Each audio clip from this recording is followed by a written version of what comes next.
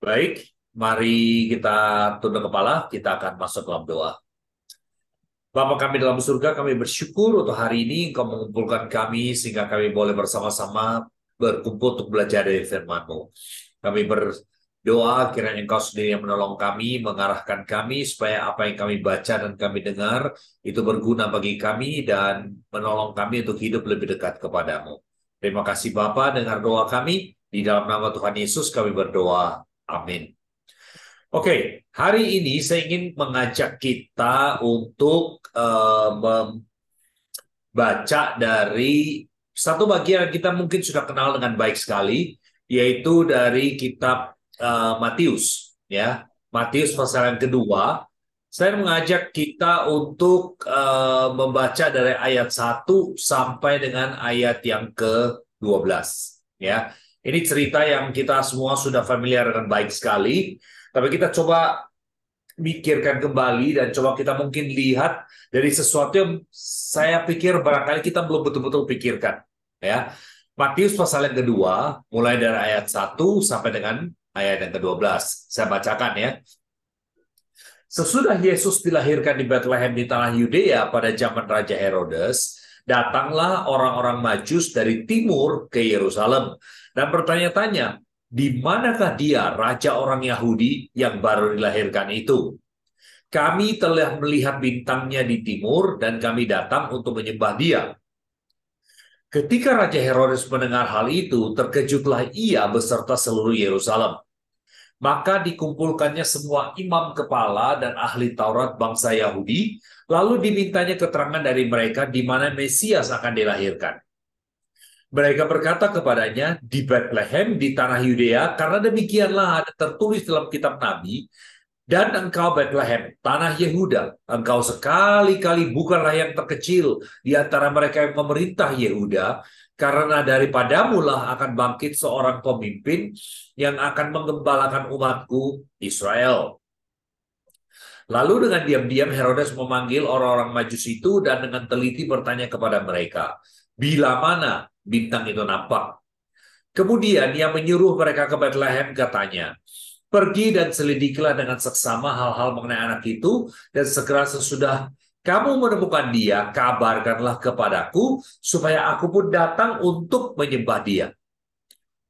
Setelah mendengar kata-kata raja itu, berangkatlah mereka. Dan lihatlah, bintang yang mereka lihat di timur itu mendahului mereka, hingga tiba dan berhenti di atas tempat di mana anak itu berada. Dan ketika mereka melihat bintang itu, sangat bersukacitalah mereka. Maka masuklah mereka ke dalam rumah itu dan melihat anak itu bersama Maria dan ibunya, lalu sujud menyembah dia. Mereka pun membuka tempat harta bendanya dan mempersembahkan persembahan kepadanya, yaitu emas, kemenyan, dan mur. Dan karena diperingatkan dalam mimpi supaya jangan kembali kepada Herodes, maka pulanglah mereka ke negerinya melalui jalan yang lain. Nah, hari ini saya ingin mengajak kita untuk merenungkan tema yang kita sudah umumkan di sini. Kita berbicara mengenai hadiah untuk Tuhan. Nah, kalau kita berbicara mengenai hadiah, ya, Natal itu seringkali dikaitkan dengan hadiah. Tapi hadiah yang kita pikirkan seringkali kalau Natal adalah apa yang kita terima, apa yang kita dapat, ya. Nah, di dalam pembacaan kita tadi dengan orang-orang Majus ini, kita melihat ada beberapa fakta yang menarik mengenai mereka. Ya, secara cepat kalau kita melihat orang-orang Majus ini, kita melihat mereka itu datang dari jauh. Ya, mereka sudah tiba di Yerusalem, mereka mau mencari Tuhan, itu tidak mudah. Dikarenakan dalam Alkitab mereka itu datang dari timur. Nah, kalau kita melihat geografi pada waktu itu, datang dari timur, itu bukan jalur lurus dari satu titik di timur ke Yerusalem. Dikatakan yang seringkali datang dari timur itu biasanya mereka tuh harus menempuh perjalanan yang jauh dengan memutar, ya, baik itu melalui utara atau mungkin kemungkinan sekali mereka melalui selatan, ya. Dan perjalanan mereka itu cukup jauh. Kita tidak tahu mereka berapa lama, kita tidak tahu berapa hari atau berapa minggu mereka tiba. Tapi yang kita lihat di sini adalah mereka itu mengalami kesulitan dalam mereka mencari Tuhan. Mereka melihat bintang, Mereka tahu ada raja yang lahir, tapi mereka tidak tahu di mana. Mereka tidak tahu persisnya kapan. Dan kalau kita melihat, Herodes bertanya kepada mereka, berusaha mewawancarai mereka, bertanya, kapan pertama kali mereka melihat bintang itu? Di situ kita mendapatkan kesan. Perjalanan mereka itu bukan hanya 1 atau 2 hari saja. Perjalanan mereka itu mungkin memakan waktu beberapa minggu. Kita tidak tahu pasti, tetapi kita mendapatkan kesan ini sesuatu yang lama. Mereka tiba di Yerusalem, mereka mencari Yesus di sana, tidak bertemu dengan Yesus. Mereka tanya sana, tanya sini, akhirnya mereka ditujukan tempat di mana Yesus tinggal. Ya, kita melihat ini adalah kelompok yang bukan gampang menyerah. Mereka mencari Tuhan dengan sungguh-sungguh.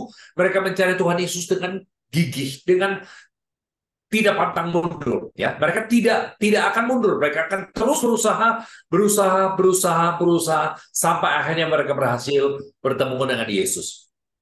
Yang kedua, kita melihat hal yang lain, fakta yang lain adalah bahwa mereka itu menerima keagungan Kristus dan mereka menyembah Dia. Kalau kita melihat mereka ini, mereka datang dari jauh. Kemudian kalau kita melihat persembahan mereka ini bukan orang sembarangan. Bukan orang sembarangan yang bisa menempuh perjalanan yang jauh, karena mereka membutuhkan dukungan logistik yang kuat. Mereka perlu, waktu itu mereka datang, kita kemungkinan lihat mereka 3 orang. Ya, kita katakan 3 orang itu bukan karena Alkitab katakan 3 orang. Kita sebut orang Majusi itu 3 orang karena persembahan mereka itu 3 macam. Bisa saja orang Majusi itu cuma 1 orang. Bisa saja orang Majusi itu 10 orang. Kita tidak tahu persisnya. Kita cuma tahu ada sekelompok orang datang, orang Majus, dan mereka memberikan persembahan, 3 macam persembahan. Dan mereka memberikan persembahan itu sebagai wujud, sebagai pertanda mereka menerima keagungan dari bayi yang ada di dalam rumah yang sederhana ini. Nah, ini sesuatu yang luar biasa. Mereka datang, mereka mencari seorang raja. Itu sebabnya mereka pergi ke Yerusalem. Tapi kemudian yang kita lihat, waktu mereka pergi ke istana Herodes, mereka tidak bertemu dengan Yesus. Sebaliknya mereka harus pergi ke Bethlehem, tempat yang lebih kecil lagi, bukan kota kerajaan, dan mereka di situ bertemu dengan pasangan muda, mereka bertemu dengan seorang bayi, dan hati mereka bisa menerima bahwa bayi yang mereka temukan ini adalah seorang raja, seorang yang agung, dan mereka bersedia menyembah Dia. Kalau kita melihat di dalam Alkitab, di dalam pembacaan kita tadi, ketika orang Majus tiba, dikatakan hebohlah seluruh Yerusalem. Di sini memberikan indikasi kepada kita, dan juga melalui persembahan-persembahan yang mereka bawa, kita mendapatkan indikasi mereka ini bukan orang sembarangan. Mereka orang yang mampu. Mereka orang yang punya uang. Mereka orang yang punya status. Mereka orang yang punya pengaruh. Mereka orang yang punya koneksi, kalau kita bisa katakan. Mereka datang ke Yerusalem, dan waktu mereka bertemu dengan Yesus di Bethlehem, mereka tidak mengatakan saya orang kaya, saya orang sukses, saya orang yang berhasil dalam pekerjaan saya biasa dilayani, saya biasa untuk dihormati orang, lalu ya datang dan sekedar lewat untuk bertemu. Yang kita lihat adalah sekalipun mereka ini orang yang punya kedudukan, kemungkinan besar mereka adalah orang yang pintar, jelas mereka adalah orang yang punya kemampuan, mereka bersedia menerima kebesaran Kristus, dan mereka bersedia merendahkan diri mereka untuk tunduk menyembah kepada Kristus. Nah, saya kira ini merupakan hal yang luar biasa. Kita bisa menerima kebesaran orang lain, kita bisa menerima bahwa orang lain itu lebih tinggi, lebih hebat, lebih agung dari kita. Itu membutuhkan kerendahan hati yang luar biasa.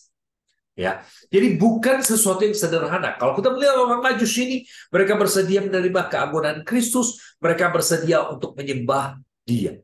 Nah, hal yang berikutnya yang kita lihat di sini adalah mereka atributnya.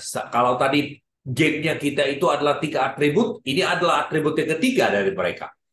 Mereka itu taat kepada perintah Tuhan, sekalipun kemungkinan mereka harus menanggung resiko. Mereka datang ke Yerusalem, mereka pergi ke istana Herodes, mereka tanya di mana anak raja yang baru lahir, dan kemudian Herodes memberikan misi kepada mereka.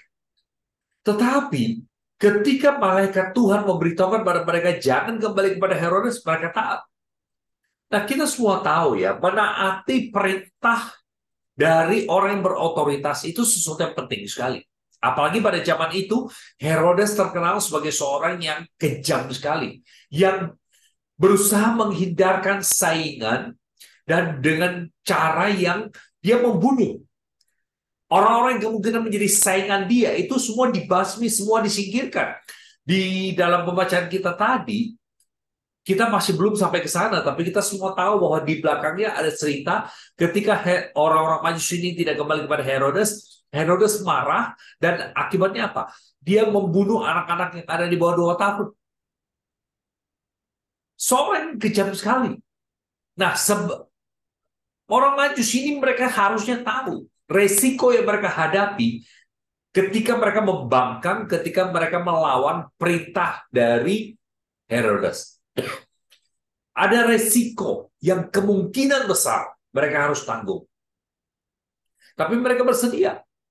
Tuhan memberikan perintah kepada mereka. Kita tidak tahu apakah mereka ini adalah pengikut Tuhan. Kita tidak tahu agama mereka. Kita tidak tahu latar belakang mereka. Tapi ketika malaikat menampakkan diri kepada mereka, dan minta mereka untuk pergi melalui jalan yang lain, pulang melalui jalan yang lain, mereka taat, mereka bersedia untuk menanggung resiko. Ini tidak mudah ya. Apakah kita bersedia mengikuti Tuhan ketika mengikuti Tuhan itu mendatangkan resiko bagi kita? Coba kita pikirkan itu dalam kehidupan kita, ya. Dan sebagai akibatnya kita melihat ada satu hal. Tuhan memakai mereka, Tuhan memakai orang-orang Majus itu untuk melakukan sesuatu yang unik. Untuk melakukan sesuatu yang bisa dikatakan mereka sendiri tidak bayangkan. Tuhan memakai mereka untuk melakukan sesuatu yang mereka ketika datang untuk bertemu dengan Tuhan Yesus, ketika mereka datang menyembah Tuhan Yesus, mereka tidak pernah memikirkan bahwa Tuhan akan mempercayakan mereka dengan pelayanan ini. Nah, apa yang saya maksud? Kita lihat di dalam persembahan mereka. Alkitab memberitahukan kepada kita mereka membawa 3 macam persembahan. Mereka membawa emas, kemenyan, dan mur. Emas, kita tahu nilainya itu seperti apa. Kemenyan, kita mungkin tidak terlalu merasakan. Tetapi pada waktu itu, kemenyan adalah sesuatu yang berharga sekali. Khususnya kalau kita melihat dikatakan mereka datang dari timur, kalau benar mereka itu datang dari semenanjung Arab, kemenyan di sana itu adalah kemenyan yang berkualitas tinggi. Ya, yang pedagang-pedagang itu bawa dan harganya tinggi, harganya mahal. Apa yang mereka bawa bukanlah yang sederhana. Mur itu bisa dicampur dengan air, campur dengan minuman dan menjadi obat. Ya, itu kebiasaan di semenanjung Arab pada waktu itu. Emas, kemenyan, dan mur. Kalau kita melihat secara simbol apa yang mereka bawa, ya, simbol rohaninya itu Alkitab melihat ketiga hal ini untuk menggambarkan pelayanan Yesus. Emas, dia adalah sebagai raja. Kemenyan, dia itu sebagai imam yang berdoa bagi umatnya, bagi kita. Dan kemudian mur, dia itu sebagai nabi, seorang yang datang dalam nama Tuhan. Ini menggambarkan 3 fungsi dari Tuhan Yesus. Tetapi dan di sini yang menarik. Karena ketika mereka datang, mereka sendiri tidak menyadari. Tidak ada orang yang menyadari. Setelah mereka pergi, malaikat itu menampakkan diri kepada Yusuf. Malaikat berbicara pada Yusuf dan memberitakan pada Yusuf untuk supaya membawa Yesus dan Maria itu mengungsi ke Mesir. Nah, sekarang coba pikirkan ini. Yusuf dan keluarganya tadinya itu tinggal di Nazaret, di utara. Karena harus sensus, mereka datang ke selatan dan kembali ke kampung halaman mereka, yaitu di Bethlehem. Kita tahu keluarga ini bukan keluarga yang kaya raya. Keluarga ini adalah keluarga yang miskin. Kenapa kita tahu? Nomor 1, mereka waktu datang ke Bethlehem, mereka tidak bisa mendapatkan tempat tinggal. Nah, Ini belum menjadi bukti bahwa mereka orang yang tidak mampu. Tetapi kita bisa membayangkan begini.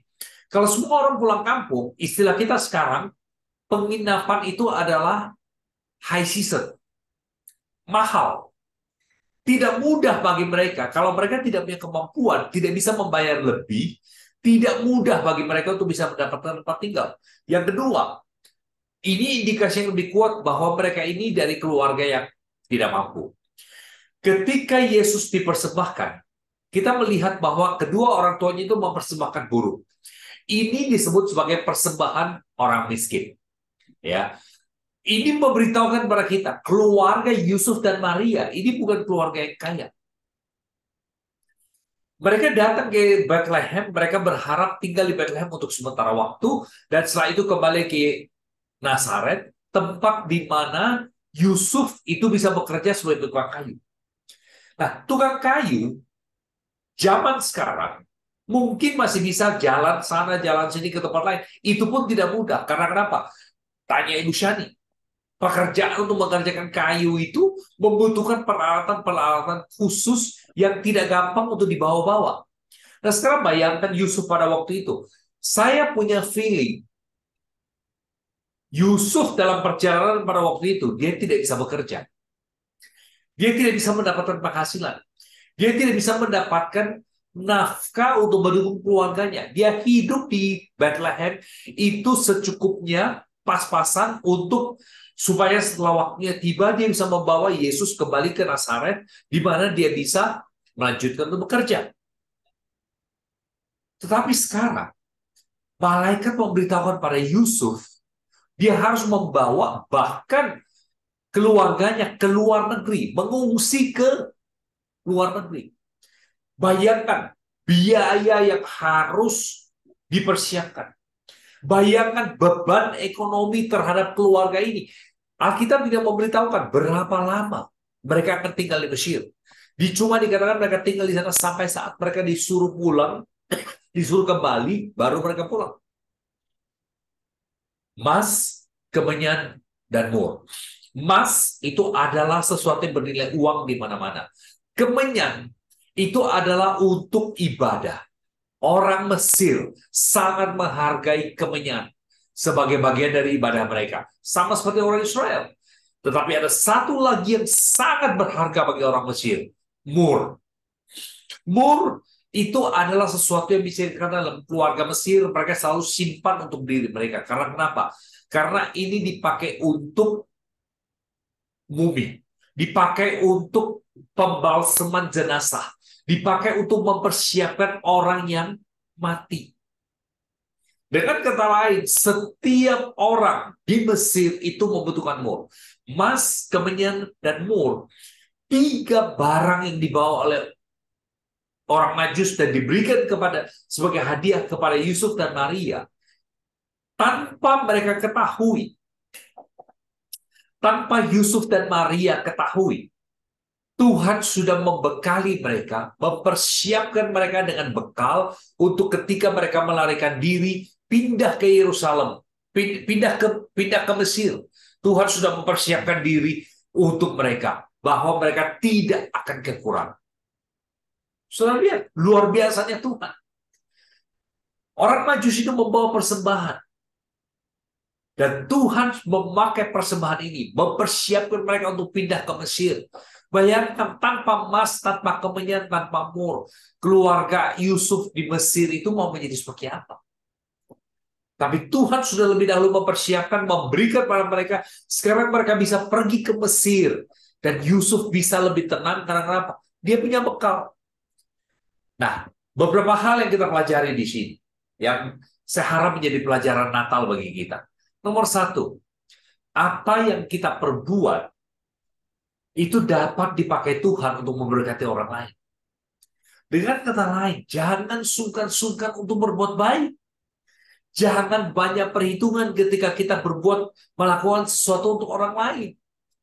Karena apa yang kita buat, itu Tuhan bisa ubah.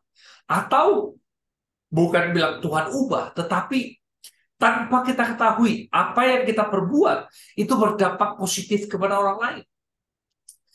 Kita hidup dalam dunia. Tadi Ibu Shani mengatakan, oh ya, dunia makin dekat ya. Karena ada Zoom, ada apa kita bisa.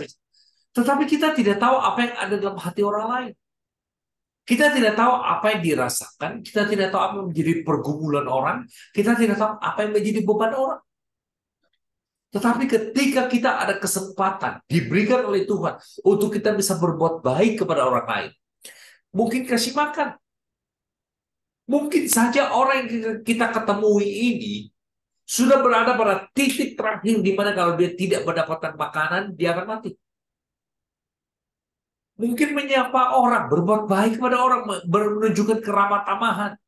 Kita tidak tahu apa, tetapi ketika kita ada kesempatan untuk berbuat baik kepada orang lain, jangan kita lupa bahwa Tuhan seringkali bisa mengubah atau memakai perbuatan baik yang kita lakukan. Apa yang kita lakukan untuk orang lain, Tuhan bisa pakai untuk memberkati mereka. Dan bahkan kemungkinan besar berkat itu bisa lebih besar daripada sekedar apa yang kita bayangkan. Lebih manfaatnya itu bisa berlipat ganda lebih daripada kemampuan yang lebih daripada apa yang kita berikan. Nilai yang kita berikan itu mungkin terbatas. Tapi Tuhan bisa pakai ini untuk bisa menjadi berkat bagi lebih banyak orang. Karena itu ketika kita bisa berbuat baik kepada orang lain, ketika kita bisa menunjukkan keramah tamahan kepada orang lain, ketika hati kita tergerak untuk menghubungi seseorang, untuk berbicara dengan seseorang, sekedar untuk bertanya, kita sudah lama tidak bicara. Bagaimana keadaan kamu hari ini? Saya sangat tergerak untuk bicara dengan kamu. Hal yang sederhana Tuhan bisa pakai untuk memberkati orang lain.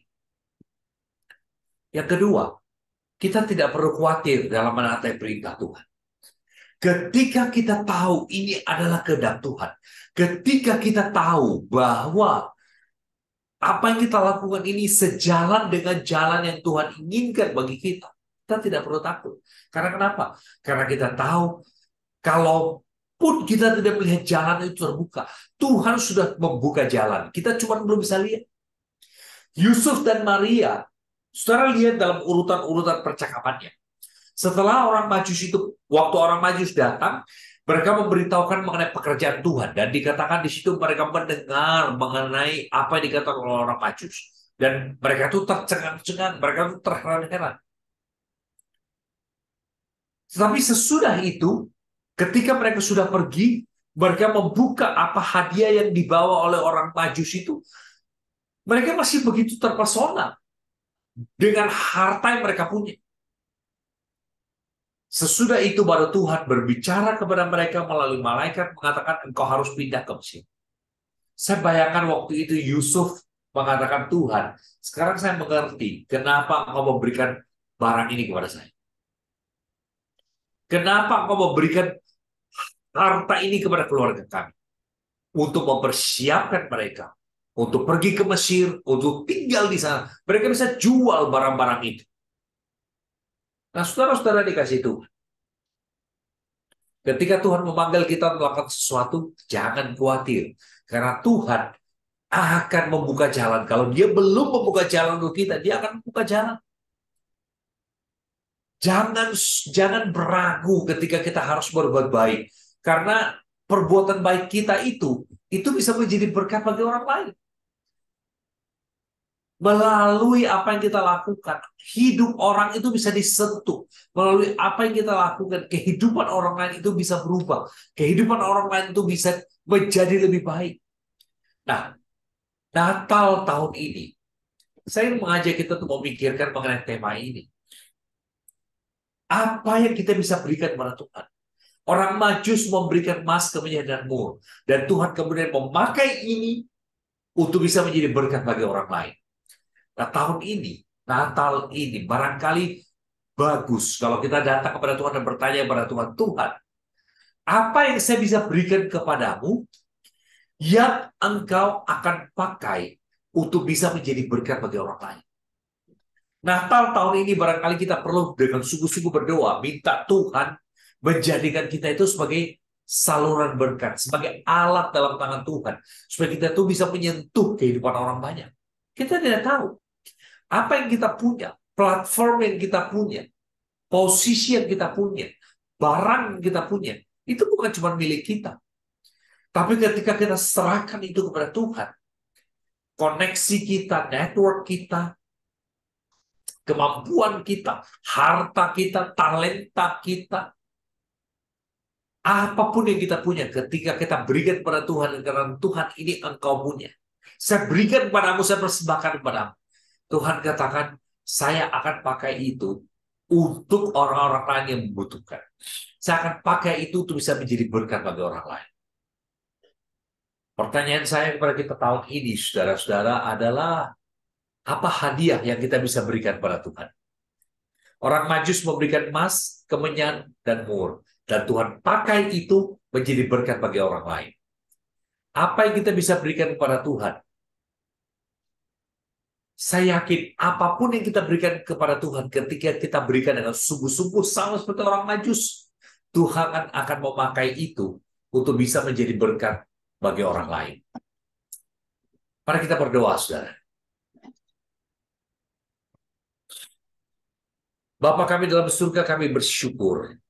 Kami boleh belajar untuk memberikan apa yang kami punya kepadamu sebagai satu hadiah karena Engkau sudah begitu baik kepada kami. Bapa kami berdoa kiranya apa yang kami berikan, apa yang kami persembahkan, semuanya itu bisa Engkau pakai, Engkau ubah untuk bisa menjadi berkat bagi orang banyak. Terima kasih Tuhan, terima kasih untuk semua yang hadir. Saya berdoa kiranya semua yang hadir merasakan berkat Tuhan dan mereka boleh memikirkan dengan sungguh-sungguh hadiah apa yang dapat mereka berikan kepada Tuhan. Sehingga Tuhan bisa mengubah, Tuhan bisa memakai itu menjadi berkat bagi orang lain. Dalam nama Tuhan Yesus kami berdoa. Amin.